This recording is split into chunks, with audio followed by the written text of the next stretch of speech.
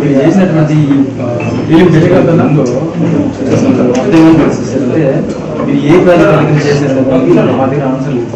అది చెప్తే మాకు ఒక 2011 సెన్సస్ ప్రకారం చేసిన కొన్ని వార్డులు మాత్రమే పునరుద్ధరణ జరిగినాయి. కొన్ని అంటే దగ్గర చెప్పండి డిప్యూటీ వార్డులు ఆ వార్డులు చెక్కు చెదరలా. అట్లాగా అధికార పార్టీకి అనుకున్నట్టు కొన్ని వార్డులు కూడా ఎక్కడ చెక్కు చెదరకుండా కేవలం ఎస్సీ ఎస్టీలు బీసీలు మైనార్టీలు ఉన్న వార్డులు మాత్రమే ఇష్టానుసారంగా బయట పెట్టేశారు సార్. ఇదొకటి అంటే ఎవరు చేశారో లేకపోతే ఎవరు ఒపీనియన్ తీసుకుని చేశారో మాకు తెలియదు. దాంట్లో నా డివిజన్కి వచ్చేసరికి 13 డివిజన్లో 13 కాస్త 21 అయింది సార్. ఇది మా 21లో 13 డివిజన్ని బాలాజీ నగర్లో దాదాపు 3 ముక్కలు చేశారు. 13 డివిజన్ ఎలంవాటి తిన్నా మిట్టపల్లం కలిసిపోవడం అన్ని దాంట్లో ఉన్నాయి. కానీ ఎలంవాటికి సంబంధించిన శ్మశాన వాటికి ఇంతపల్లం వచ్చేసి రూరల్ కాన్స్టిట్యూన్సీ. అప్పుడు వార్డు విభజన జరిగింది, పునర్విభజన జరిగిన తీరు చూస్తుంటే కేవలం కొంతమంది రాజకీయ స్వార్థ అంటే వాళ్ళ నాయకుల గెలుపు కోసమో లేకపోతే వాళ్ళ యొక్క స్వలాభం కోసమే చేసినట్టు ఉంది. కానీ ప్రజల శ్రేయస్ కోసం కానీ ప్రజల సౌకర్యార్థం కోసం జరిగినట్టయితే ఏమి లేదు. మరి ఎట్లా సార్ మీకు అవకాశం ఇచ్చారు సార్. అదే కాదు సార్, ఇప్పుడు బాలాజీ నగర్లో ఒక కంటిన్యూటీ ఉంది నా డివిజన్కి. ఆ కంటిన్యూటీలో తీసుకుపోయి కొంత భాగాన్ని తీసుకుపోయి 16 డివిజన్ కలిపారు, కొంత భాగాన్ని తీసుకుపోయి 15 డివిజన్ కలిపారు, కొంత భాగాన్ని తీసుకుని ఇంకో డివిజన్ కలిపారు.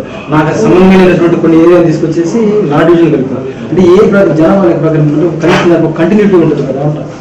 ఆ కంటిన్యూటీ నా డివిజన్కి ఒకసారి మిస్ అయింది.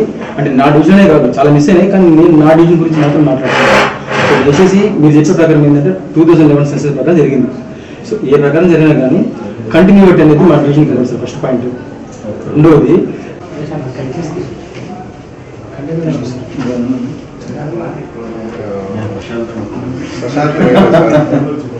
డివిజన్లో ఉన్నటువంటి ఒక కంటిన్యూటీతో ఉన్నటువంటి మన డివిజన్ని అనేక రకాలుగా విభజించి ఎందుకు మాట అంటున్నానంటే ఎక్కడ కూడా కమిషనర్ గారిని నేను ఏ ప్రాతిపదికన మీరు చేశారు సార్ అని అడిగితే 2011 సెన్సస్ ప్రకారం చేశాను అని చెప్పాడు.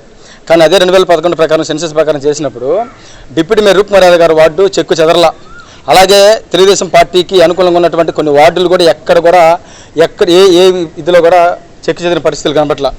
కేవలం ఎస్సీ ఎస్టీలు బీసీలు మైనార్టీలు ఎక్కడైతే ఎక్కువ శాతం మంది ఉన్నారో ఆ డివిజన్లు మాత్రమే టార్గెట్ చేసుకునేసి ఆ డివిజన్లు అన్నింటినీ కూడా అనేక రకాలైనటువంటి విభజనగా చేసేస్తూ అక్కడ డివిజన్లో ఉన్నటువంటి ప్రజల మధ్య ఉన్నటువంటి ఐక్యతను దెబ్బతీసే విధంగాను వాళ్ళ మనోభావాలను దెబ్బతీసే విధంగాను ఈ యొక్క డీలిమిటేషన్ ఉందని తెలియజేస్తున్నా. దానికి కారణం నా డివిజన్లో ఉన్నటువంటి మా ఊరు ఎలంబర్దినికి సంబంధించి ఏదైతే శ్మశాన వాటికి ఉందో ఆ మా ఊరికి సంబంధించిన ఓట్లన్నీ సిటీలోకి పెట్టి శ్మశాన వాటికి సంబంధించిన ఇదిని మాత్రము రూరల్ కాన్స్టిట్యున్సీలో ఈరోజు బౌండరీ ఏర్పాటు చేయడం జరిగింది. అసలు ఏ ప్రాతిపదికన ఎవరు ఒపీనియన్తో చేశారని అడిగితే కమిషనర్ గారి దగ్గర సరైన సమాధానం చెప్పే పరిస్థితులు కూడా లేదు. తీరా చూస్తే ఇక్కడ గమనించింది ఏంటంటే ఇది కేవలం మంత్రి నారాయణ గారి ఆధ్వర్యంలో మంత్రి నారాయణ గారితో నమ్ముకున్నటువంటి కొంతమంది కార్పొరేటర్లు కొంతమంది నాయకుల యొక్క స్వార్థం కోసమే ఈ యొక్క డీలిమిటేషన్ జరిగింది అనేది మాత్రం స్పష్టంగా అర్థమవుతూ ఉంది. ఎందుకంటే దాదాపు 2 సంవత్సరాలుగా నారాయణ గారు నేను నెల్లూరు నగరాన్ని సస్యశ్యామలంగా చేస్తూ స్మార్ట్ సిటీగా చేస్తానని చెప్పుకుంటూ ఆయన డబ్బాలు కొట్టుకుంటూ ఆయన జబ్బాలు ఆయనే జరుచుకుంటూ ఈరోజు 2 సంవత్సరాల కాలం గడిపేశాడు.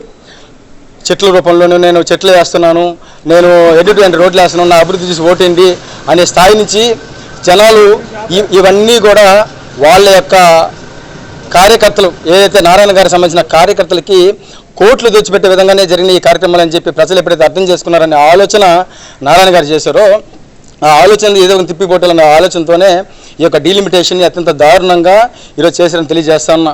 గతంలో మా నాయకుడు జగన్మోహన్ రెడ్డి గారు ప్రభుత్వం అధికారంలో ఉన్నప్పుడు జగనన్న ఆ రోజు ముఖ్యమంత్రిగా ఉన్నప్పుడు మా అన్న అనిల్ కుమార్ యాదవ్ గారు మంత్రిగా బాధ్యతలు ఉన్నప్పుడు ఆయన సారథ్యంలో జరిగినటువంటి ఎన్నికలు ఏ విధంగా జరిగాయో మీ అందరికీ కూడా తెలుసు. 2021 కార్పొరేషన్ ఎన్నికలు జరిగితే దాదాపు కరోనా లాంటి కష్టమైన పరిస్థితులను కూడా మేము అన్నింటిని కూడా ఎదుర్కొని ప్రజల పక్షాన్ని నిలబడ్డామనే ఒక కారణంతో ప్రజలు మమ్మల్ని విశ్వసించి మా పట్ల విశ్వాసంతో మాకు ఓట్లేసి గెలిపించారు. కాబట్టి నెల్లూరు నగర కార్పొరేషన్లో 54 డివిజన్లు మేము కైవసం చేసుకోగలిగిన పరిస్థితి అందరూ చూశారు. అలాంటి పరిస్థితి ఈరోజు లేదు. కాబట్టి ఏదో ఒక దొంగ రూపంలో మనము ఈ యొక్క కార్పొరేషన్ మనం కైవసం చేసుకోవాలన్న ఒక దుర్మార్గమైన ఆలోచనలో భాగంగానే ఈ యొక్క డీలిమిటేషన్ జరిగింది తెలియజేస్తా ఉన్నా. నారాయణ గారికి నేను సూటిగా తెలియజేస్తా ఉన్నా, మీరు ఇట్లాంటి దుర్మార్గమైనటువంటి బౌండరీలు గీస్తానో ఇట్లాంటి దుర్మార్గమైనటువంటి ఆలోచనలతో ముందుకెళ్తానో ప్రజలు ఓట్లేరు.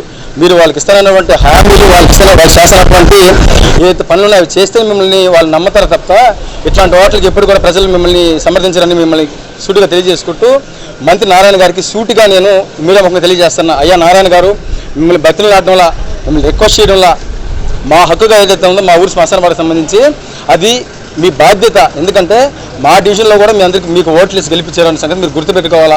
మా డివిజన్ నుంచి కూడా మీకు అత్యధిక ఓట్లు పడ్డాయని సంగతి మీరు గుర్తుపెట్టుకోవాలా. మీరు గెలిచి ఏదో మంచి చేస్తారని అనుకున్నారు, మీరు మంచి చేయకపోతే పోయినారు.